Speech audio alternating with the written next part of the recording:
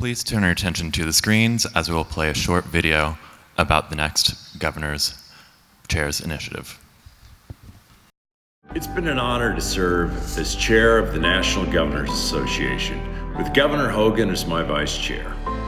Governor Hogan has a proven record of working across the aisle to get things done.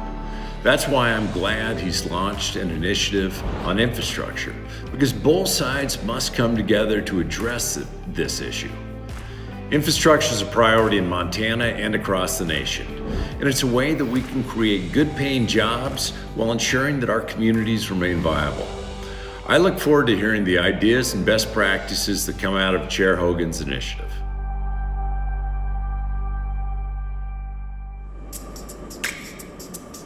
It's only when the partisan shouting stops that we can hear each other's voices and concerns.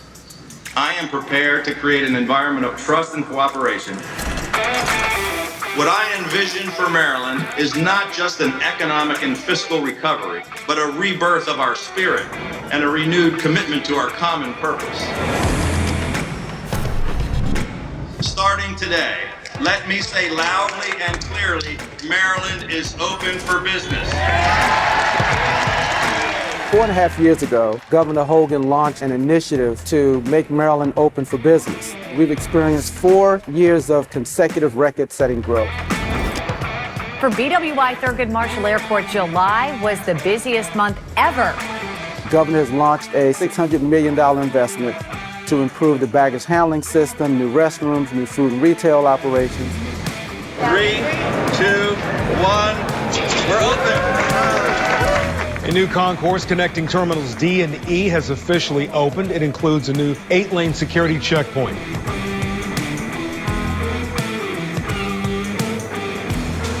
Since I've been governor, we deepened the port, so it's one of the only deep water ports that can handle the biggest ships in the world that are coming in there, dramatically increasing the viability of the port, increasing jobs, increasing the revenues to the state.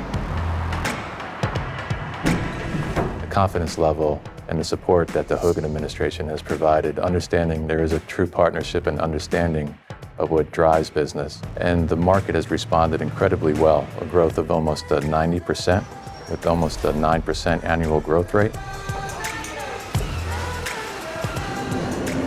Governor Hogan recognized for the Washington metropolitan area that Metro is the lifeblood of our system, lifeblood of our economy. The Purple Line project providing rail transportation between the state's 2 largest counties. And he worked aggressively with me and other local leaders across partisan lines. You got a white Republican governor. Hey, he act like a regular human being to me. We operate, man, off of friendships. It is what it is. You know, we making it work. In my state, it happens to be a more than 2-to-1 Democratic state. I'm a Republican governor. My legislature is more than 2/3 majorities of the opposite party. We got together not only with the Democrats in our legislature, but with our local governments and the federal government and the Trump administration for the largest P3 transit system in North America. It's really a prototype of what we can accomplish to move transportation infrastructure across America.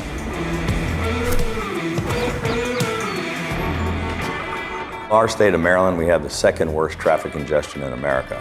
It's just parked. The cars are wall to wall, and I can't get across if I'm trying to take a left. Folks are actually spending their lives sitting in soul-crushing traffic. Not for the faint of heart. This is a big deal. So the governor just concluded a press conference, I-270, I-495, and the BW Parkway 295, all to get 4 additional lanes each.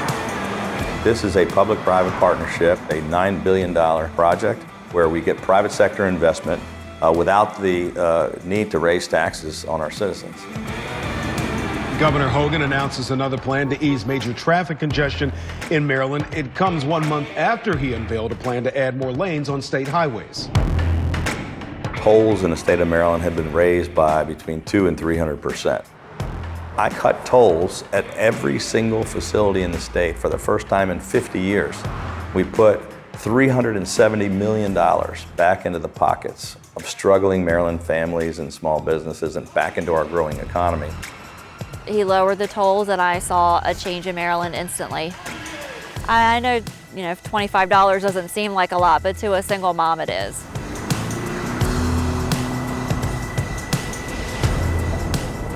Our most important natural resource is the Chesapeake Bay. It's really a national treasure. Pollution doesn't respect political boundaries. In addition to a strong investment in the environmental infrastructure, the governor wasted no time in helping to broker a historic agreement between the environmental community and the agriculture community. The bay is now the cleanest it's been in recorded history. 100 years from now, I want Marylanders to say that this was when Maryland's Renaissance began.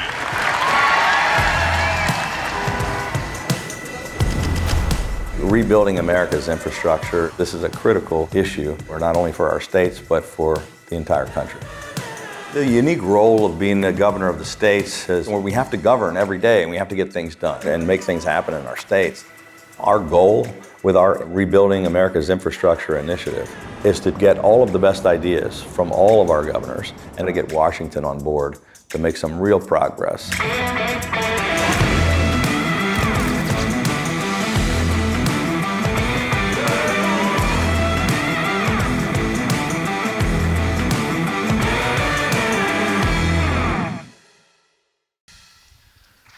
Please welcome back to the stage the new chair of the National Governors Association, Maryland Governor Larry Hogan.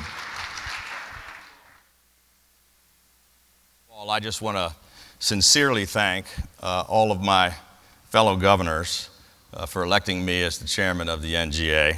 I'm so honored to have this opportunity to lead the nation's governors over the next year. And I can remember going to my very first seminar for new governors, or as Steve and I like to call it, the baby governor school, back in 2014 after I was first elected. And I didn't know any of the governors, and I can tell you that it was hard for me to tell the Democrats from the Republicans. And I realized right then how special and how unique this organization is.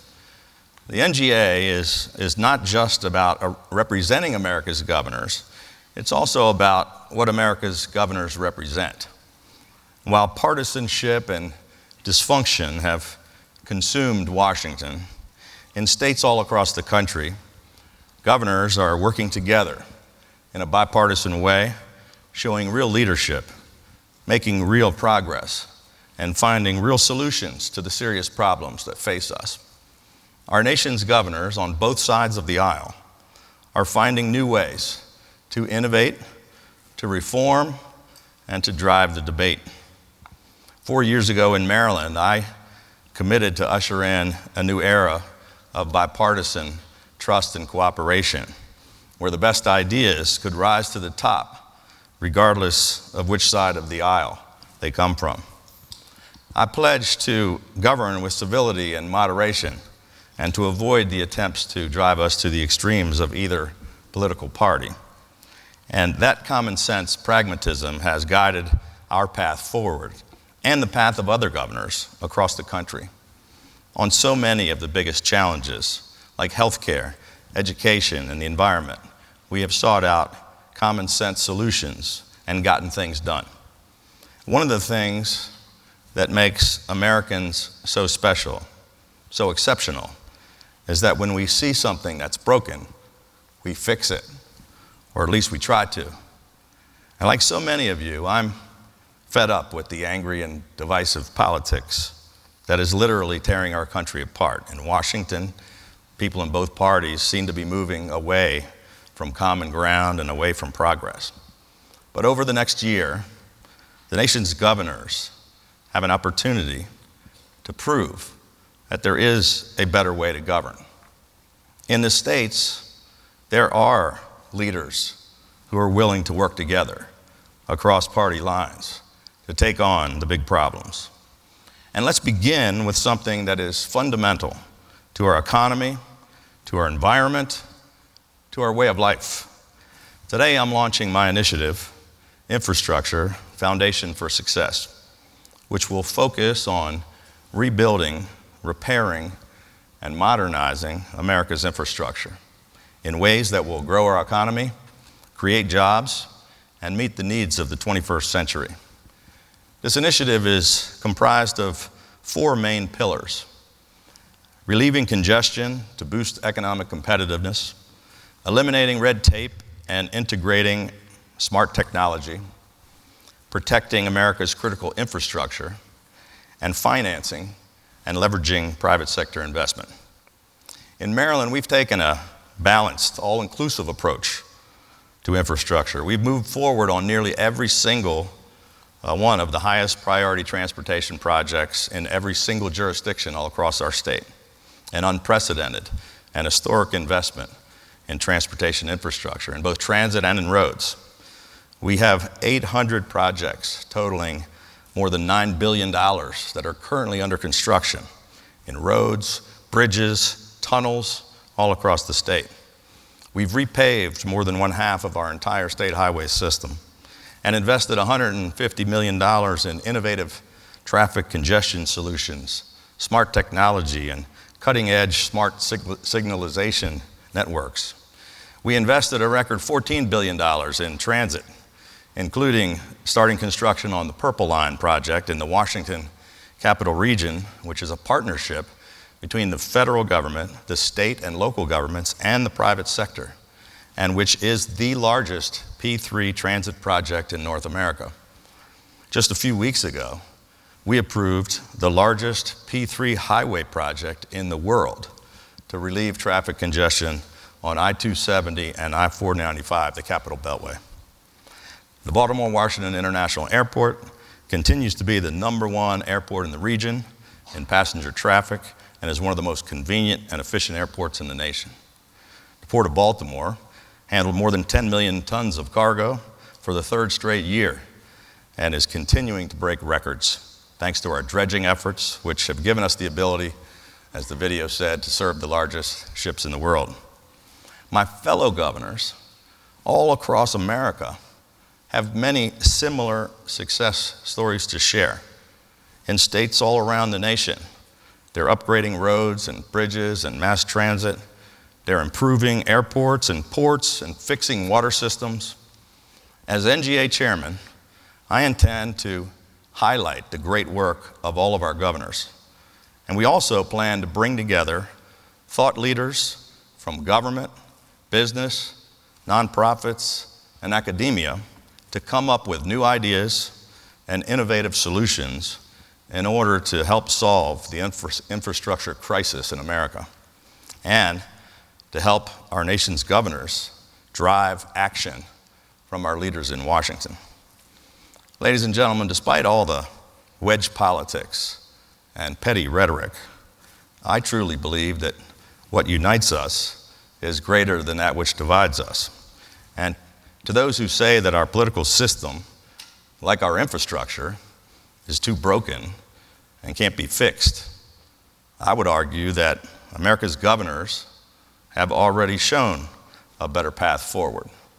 And if we can accomplish it in our states, if we can set out to fix and rebuild what's broken, then there's no place in America where these very same principles cannot succeed. And we're going to get to work right away, in fact, right now, with a great panel of 4 incredible panelists. Tom Farrell, the Chairman, President, and Chief Executive Officer of Dominion Energy. Terry O'Sullivan, the General President of Laborers International Union of North America. Bill Calhoun, the Vice Chairman of Clark Construction. And Shigeru Hayakawa, the Vice Chair of Keidanren, the Japanese Business Federation, and the Vice Chairman of the Board of Toyota Motor Corporation. Let's welcome them all to the stage right now.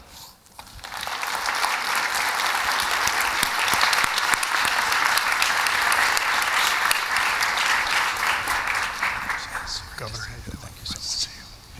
How you doing, Governor? Good to see you. Congratulations, Governor. I'm supposed to. Here, I guess. That was a quick transition. Well, thank you all so much for joining us, distinguished panel. We're going to start, Tom, with you. Tom leads Dominion Energy, which is one of the largest and most successful energy companies in the United States. In 2015, I joined executives from Dominion to execute a 20-year agreement making Maryland an international gateway for clean natural gas. LIUNA President Terry O'Sullivan has been a great partner with Maryland and with Dominion, and I think Terry's going to be able to share the perspective of the construction and energy workers who are so critical to infrastructure projects. Bill Calhoun runs one of the nation's oldest and most respected building and civil construction companies, and I'm sure Bill can share some insights into the regulatory process and some of the obstacles to getting projects through the process and getting to fruition, and what can be done to maybe make things more efficient. And Shigeru Hayakawa is a respected voice for Japan's Toyota Motor Corporation, the world's largest automobile manufacturer, and I think he has some perspectives from the international community and the auto industry. So thank you, gentlemen, all for joining us. Let's start with a question for everybody. How would you each describe the state of America's infrastructure, and what are the barriers to making it world-class? Tom? Thank you, Governor. I appreciate being invited to be here with you. Just to level set a quick statistics on what Dominion is. I see Governor McMaster out here. It's an important part of our service territory in South Carolina. I was just here a few weeks ago with Governor Herbert. We've got on a panel, we have gas and electric infrastructure, about 110,000 miles of various sizes of pipelines, 100,000 miles of various forms of electric wires. We don't drill for natural gas or oil, we transport it, and the same thing with electricity we do produce. Governor Hogan came to our Cove Point facility in Maryland, which is an export facility where it goes out to Japan and to the nation of India. So I can speak to the situation with the electricity sector and natural gas infrastructure sector. I would say that with respect to electricity in particular, it is actually the most complex infrastructure system ever devised by mankind. And I say that without reservation. It is extraordinarily complex, and almost everybody takes it completely for granted. They're used to just flipping the switch and on it comes without any real understanding of how the electricity is created, how it's transported, where its costs, what drives its costs, et cetera. But the electric infrastructure in the United States is in superb condition, almost nationwide. If you just step back for a second, a normal customer has their lights out a fraction of a fraction of a fraction of a fraction of a percent over the course of a year. That's actually amazing. Natural gas infrastructure, the ones that are in place are in good shape, largely. Getting new gas infrastructure built has become extremely difficult, in particular. In my perspective, to make us world class, whether it is roads, bridges, airports, ports, energy infrastructure, we need to not cut corners with regulatory process, but speed it up. Make it concurrent reviews, et cetera, instead of, we often get into this situation where we get one regulator says, a state regulator will say, one particular kind, or a federal regulator to the Corps of Engineers, whatever, we're not going to start until you're done. And when they say, well, we're not going to start until they're done. And so you end up in a 3, 5, 8, 10-year, literally, process. The facility we built at Cove Point took us 2.5 years to permit, 3 years to build. It's the largest infrastructure project in the history of the state of Maryland. Now, the only reason that we got it done 2.5 years is because we had an existing facility already there. The tanks, the pipeline, the terminal, the pier was already there. That normally could have taken at least 5 years to get permitted. I say that had something to do with the governor, but I'm just kidding. Thank you. Terry, what do you say? Well, again, congratulations to you, Governor, as well. I proudly live in the governor's state, and we're darn proud of you, not only as governor, but being the chairman of the National Governors Association. Thank you, Terry. I first want to say the relationship that I have with Tom and with Clark is unbelievable. We're job creators. My members, I have over 500,000 men and women who proudly call themselves laborers that build the roads, the bridges, the tunnels, the energy and water infrastructure across the United States, actually in Canada as well. In general, I think our transportation infrastructure, I think the grade of a D+ speaks to itself from the American Society of Civil Engineers. I am encouraged by what governors are doing, and I'm appalled at what Washington, D.C. is doing. I think one of the things they could do to fix it is take a page out of the governor's playbook about how you work together, how you make financial commitments and decisions to rebuild that crumbling transportation infrastructure. And I might add, and it certainly would be no surprise to you as a labor representative, providing quality jobs, pathway to a middle-class way of life. And that's what infrastructure does. Not only helps the economy, not only helps jobs, it helps us position ourselves for the future. So I think it is disgusting that we get a grade from a very reputable group for a D+, and that we have a lot of work to do. I commend your effort. Your first effort is going to be on infrastructure.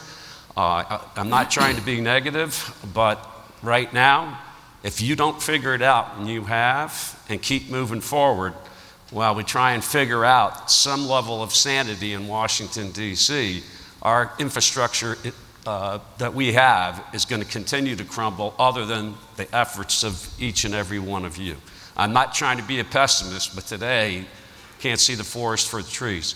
And I would add, as Tom talked about, I always find it ironic that we want $2 trillion, or pick a number, that we can't figure out how to pay for, again, in Washington, D.C., but then we're not going to combine it with regulatory and environmental review reform.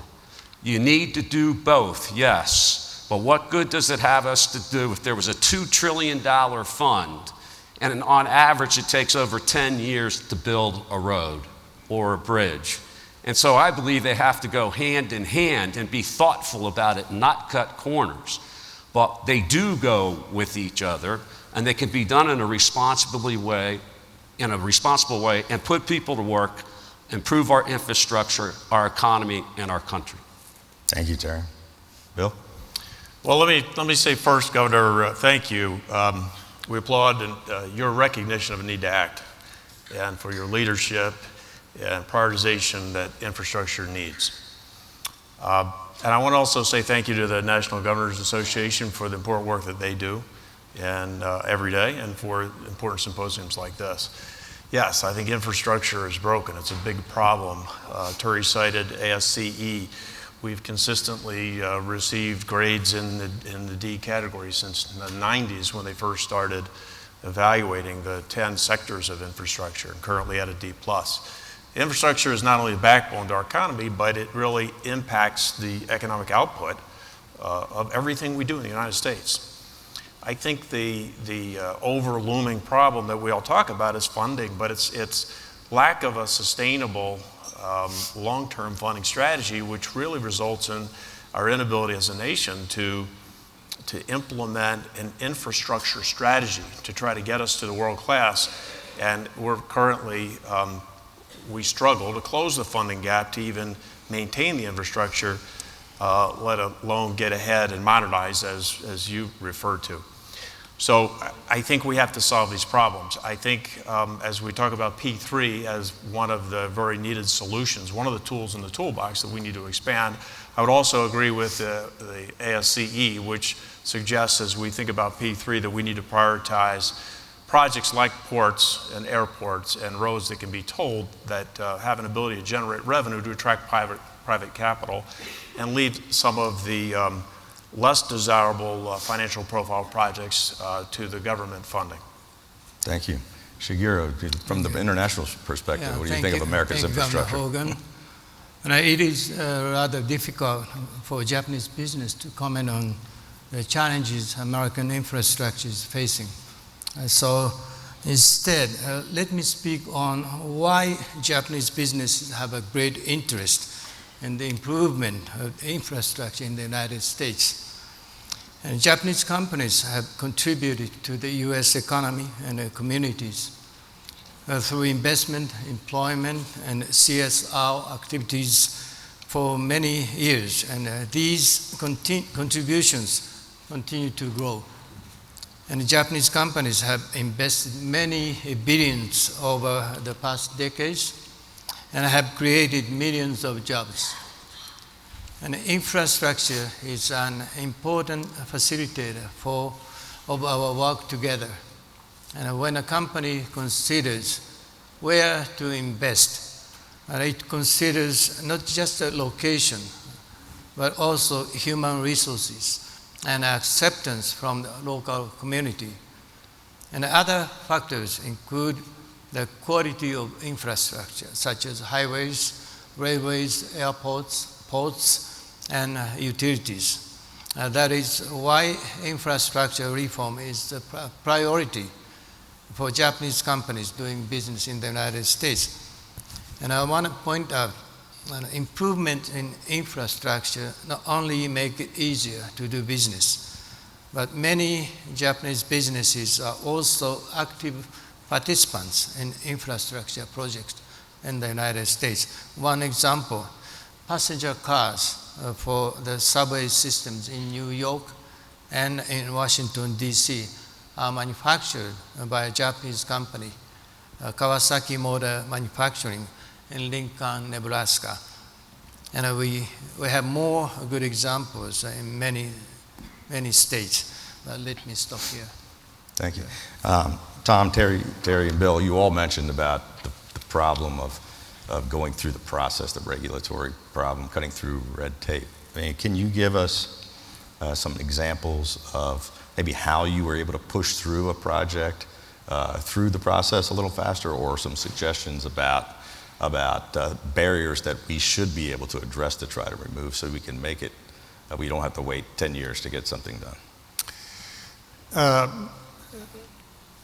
I'll start with, we have experience particularly permitting electric transmission lines and then pipelines in different parts of the country. And it really does matter. Geography matters in lots of things. It also matters in permitting.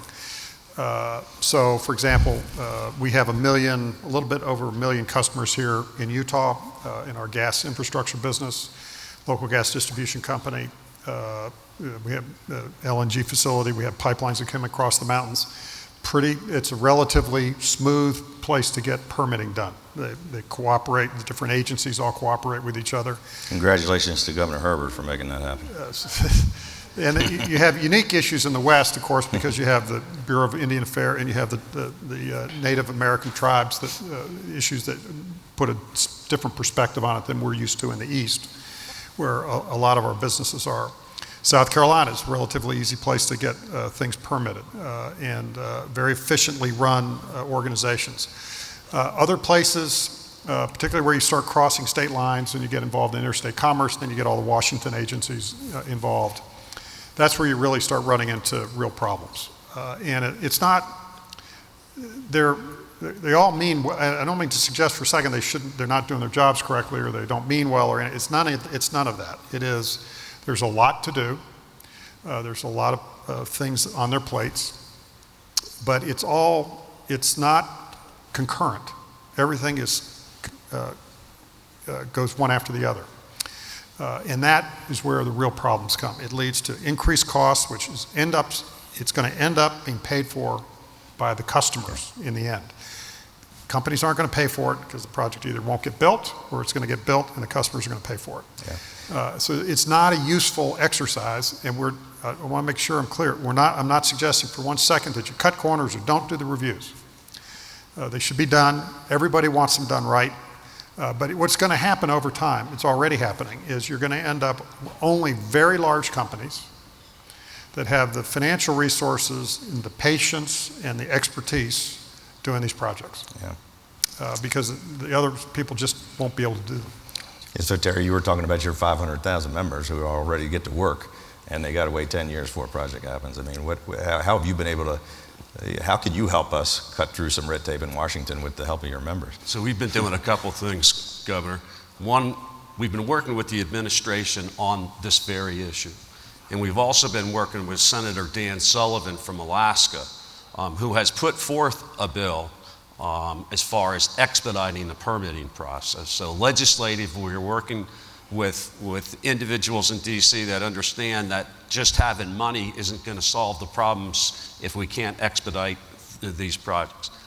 The other thing we did is not exactly, we didn't shorten the approval process for the Atlantic Coast Pipeline, which is Tom's pipeline. But just to give you an example of the importance, not only to the state of Virginia and North Carolina, is at the end of the day, we are a value-added partner. I think Tom would agree with that, Absolutely. that we're more than just a skilled and capable and safe workforce. Because we went to every single town hall meetings and listening session all along that line. Smart, articulate labor showing up. Our color is orange. Figure an Irish guy with orange, but I won't go there. They would show up and talk intelligently and respectfully against environmentalists and respect their view, or landowners because of the issues with landowners.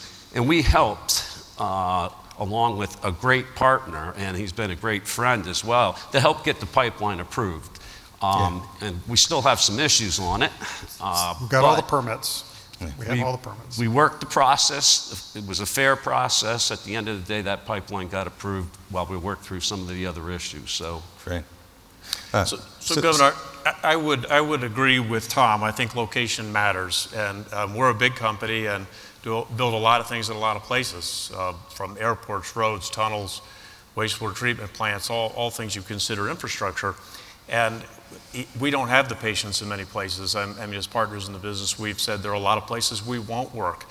And I would say it's, if there's a message to the governors here, I think I would say it's about opening both legislative and regulatory needs and attitude to, I think, foster private industry initiative and innovation. And I would cite two quick examples where that's worked well. One, in a high school, for a high school in Northern Virginia, there was a need. Many of our people lived there. The high school was bursting at the seams, kids in trailers, busing kids out of the community. And we saw the need. We saw unused real estate asset owned by the county, surplus real estate, and we submitted an unsolicited proposal, monetized that surplus real estate to solve another problem, which was to produce senior housing. And this unsolicited proposal was then competed. We won it.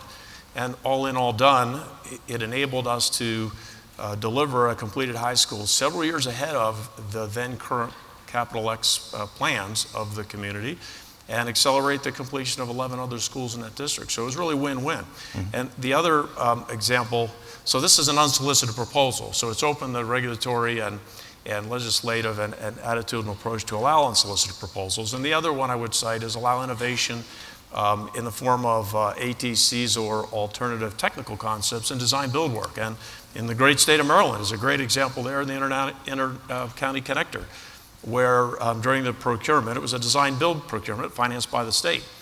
But innovation, it was very apparent to us that the team you had set up wanted innovation in ATCs. A lot of firms say that, and it's innovation as long as it's the same as we've always done it. But that was not the message we received. And through on-board reviews, pre-submittal of our proposal, we got thumbs up or thumbs down as to the basic desirability of the ingenuity that we were trying to bring forward to differentiate. And as a result, we came up with an engineering ingenuity that eliminated 11 elevated structures on the highway for a greatly reduced first cost and a much better long-term life cycle O&M profile of that project as well. So the openness to innovation incentivized us to really put the money into differentiating ourselves to win the job. And I think these are both two examples of, when you think of red tape, how you cut through it. These are two ways that could cause us to get excited about working in new places. Thank you. So Japan has some of the most innovative and well-maintained infrastructure in the world, and I'm excited to be leading a delegation of governors to Tokyo But I'm anxious to hear from you about maybe some of the secrets to Japan's success with building world-class infrastructure. How can we learn from you, and how can companies like Toyota have you been involved? I believe Japanese businesses can contribute to renovate the infrastructure for higher quality and resilience, and by providing innovative technologies and know-hows. And one example is U.S. Customs and Border Protection and the Transportation Security Administration and airlines like Delta have partnered with NEC Corporation to use its facial recognition technology at airports. Passengers flying from Salt Lake City to international destinations now can seamlessly travel from curb to the gate, a process that involves checking in, security screening, and boarding using facial recognition. And NEC technology saves time and trouble and is available at Salt Lake City, Minneapolis, and elsewhere. And the Japanese businesses are committed to applying cutting-edge technologies and know-how to contribute to the continued strength of the U.S. economy through infrastructure projects. And this cannot be achieved by business community alone. We'd like to strengthen the cooperative partnership with state governors and officials gathered here today. And I know Americans are very passionate about building an even stronger and better United States. And Japanese companies share this passion and desire to contribute to the overall industrial competitiveness in the United States. Thank you. Let's talk about the need to protect our energy, transportation, communication systems, and other critical infrastructure from the growing cyber threats. While we're working to modernize infrastructure through things like smart grids and digital control systems, we're also opening ourselves up to increased cyber attacks. And Tom, the energy sector is obviously prone to these types of things. What do we need to be doing? What do we need to be concerned about? Well, as governor, I would make sure you've personally talked to the CEOs of your electric utilities to make sure that in your local cooperatives that are there, because it's the weakest link in the chain is going to be a problem. I would say about cybersecurity, I know it's great for selling books and movies, I guess, and it's easy for people to say that the U.S. electric transmission system is third world and it's way behind. It's just completely untrue. It leads the world. And as far as cybersecurity goes, you talked about it, Governor Cuomo talked about it, Governor Bullock talked about the dysfunction in Washington, and certainly is. I would say on this particular topic, some of our electric customers include the Pentagon and the CIA and a number of other agencies that they don't even say all their letters together out loud in the Virginia, Washington suburbs. So there's a particularly... Most of them are in Maryland, but... Yeah, there's a few in Virginia. And by the way, Maryland's a place to get permits. We would never have gotten permits in 2 years in any other state that we did for Cove Point. But I would say your electric utility is attacked, cyber attacks, thousands of times every day, in all sorts of forms. And the issue is and they're going to attack, and the issue is what's happened, how many layers of defense do you have inside your system, because you obviously don't want them to be able to get into your control room and affect your grid. But on this issue with Washington, there is very good cooperation. It started in the Obama administration, it's continued in the Trump administration, among the Department of Homeland Security, the Department of Defense, the Justice Department, and the Department of Energy. in the electric utility industry. We have a joint task force called the ESCC, and we meet, and I have a top secret clearance, and most of my colleagues do, several other in my company, so that the most important thing is sharing of information. If we don't know something's happening and somebody else does know, we need to know. But the cooperation on this topic at the national level has been very good, in my experience. Thanks. Thank you, Tom.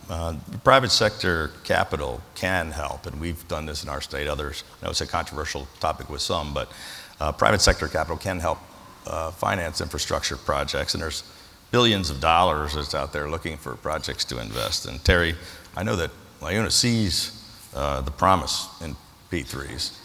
How can labor be a part of the solution, and how can governors work to engage the unions in their states on this issue?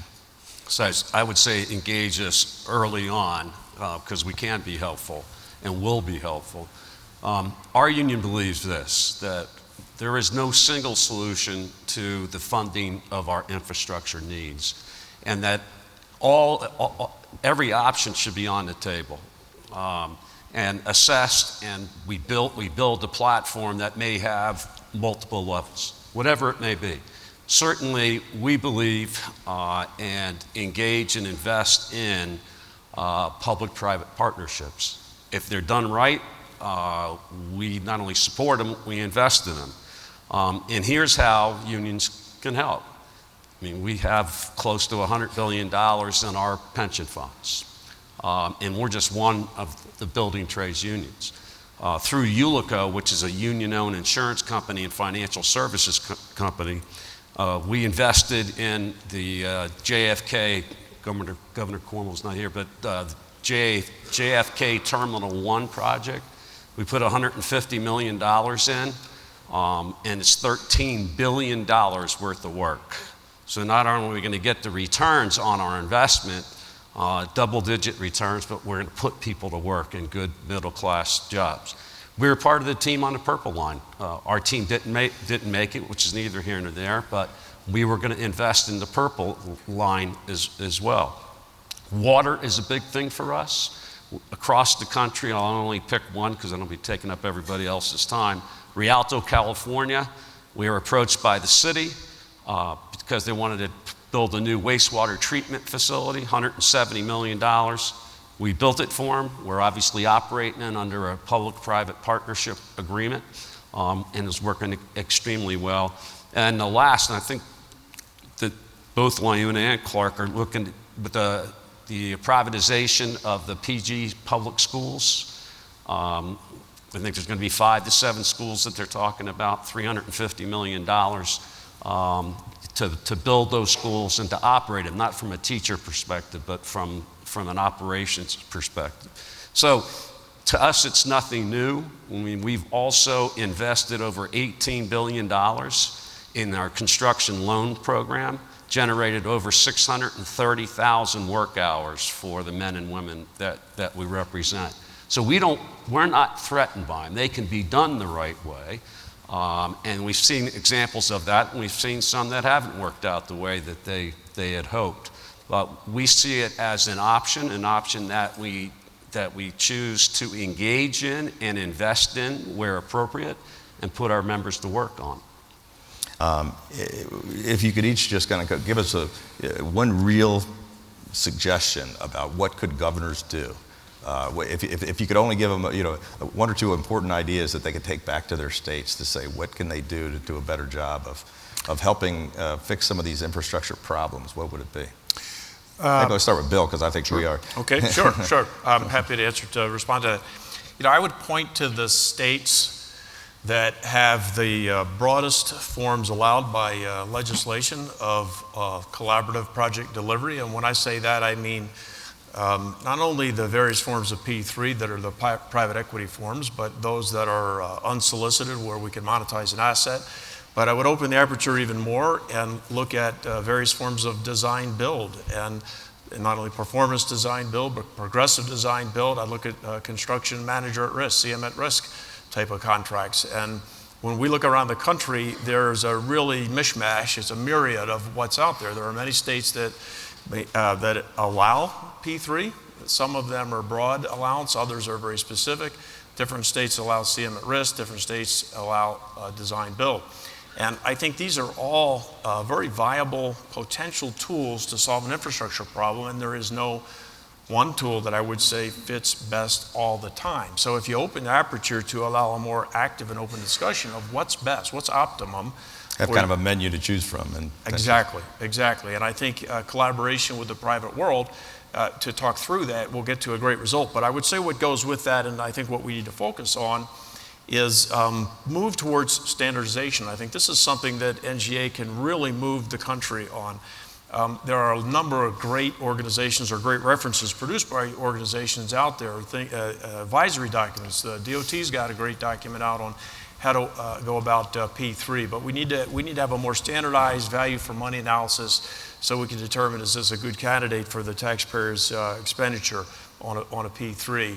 And how do you implement P3?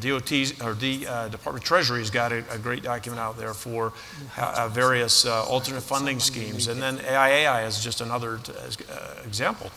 And I think we need to come up the learning curve. We need to move towards standardization if we want more efficiency in our processes. And then all of us together need to move towards an educated buyer and consumer of these products, because many times we get involved with projects that last for more than a year and millions of dollars as we try to figure out how we're going to implement that and eliminate a lot of the political risk. And so, and I would tack on to all of this, the political risk is something that is going to become an increasing problem as we ramp up the P3 solution world. Many of us have chased jobs that a year or more into a project, the basic funding mechanism, be it availability payment or tolling or whatever, is rejected after we've spent millions of dollars. Yep. And so I think moving the political risk, many of the political risks, to solution ahead of the project, I would say is a really important thing to do as well. Great. Let's try to keep, I think we're running short on time when I let these governors ask. So one suggestion for the governors if they could take back, Shigeru. Yeah, I strongly feel, to encourage vigorous investment, especially in the field of infrastructure. The clear and stable policies are essential, and the direction of trade policy and the framework for inbound investment by foreign corporations will directly affect the investment decision making. So I sincerely hope that states who want to invite FDI actively speak out on related federal policies. Thank you. Thank you. Terry? I would just say cooperation. I mean, I know some of you, others I've never had the opportunity to work with. We try and look at ourselves as problem solvers. I mean, the building trades are a little bit different. We have skilled workforce, safe workforce. We have money. A lot of the problems we're talking about, we can't make any guarantees, but there's resources there that we ought to sit down if we're not familiar with one another and see if we can match coins and move forward together. That would be my message. Tom, we're looking at you. A very specific one for you. The states where we do business, my experience, you ask the governor, what are your biggest problems with your rural constituents? They will all say, no broadband. There's no internet. I don't know a way to get it there. The real problem there is what they call the middle mile. So there's plenty of fiber in the urban areas. And the middle mile is a long trunk line that will take it out to the more rural communities. And nobody will build that because there's not enough customers on the other end. Once you get to the third mile, the final mile, they'll do that because the customers are there. It's nowhere near as expensive. So how do you solve the middle mile? So we did a program this year, a piece of legislation went through Virginia, Governor Northam supported it, where the local electric utility in its service territory, in our case, in Virginia, we have about 80% of the population. There's a pilot program, $60 million a year cap on it, where we will build the middle mile from our urban areas We're putting fiber out to our remote substations anyway for our own purposes. We will lay the fiber as we're laying our own fiber, the middle mile trunk.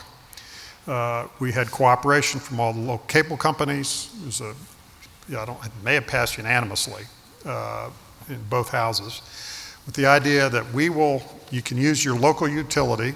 Now you're socializing costs for your rural customers across your whole utility customer base, but it's a very small monthly charge to help out the part of the citizenry who really are in a bind, because both education, it's hard to help kids with education who live there, hard for economic development, everything else. So that's one real live suggestion for you I would suggest to the governors.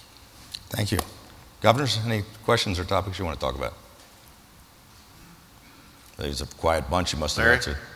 Yes, Chairman, Governor Hutchinson. I just want to follow up on that last point. Rural broadband strikes a good nerve in my world, in the state of Arkansas. So did I understand that in Virginia they used a small monthly fee to help pay for and fund the middle mile? So the electric utility has been authorized as part of its franchise, given the right of eminent domain, to lay fiber, because your local utilities will have eminent domain authority for electric lines. They don't have it for fiber, unless it's already in your statutes. It would be unusual if it was. So, and it's a simple piece of legislation in Virginia passed this year. And it's got a cap on it, so we would make sure it's working right, per year. We are authorized. We have to have a partner who's in the telecommunications business, internet business, to work with us, where we will lay the fiber from one of our more urban or suburban substations to a more remote rural substation. Then the third mile, we're not getting into the last mile business.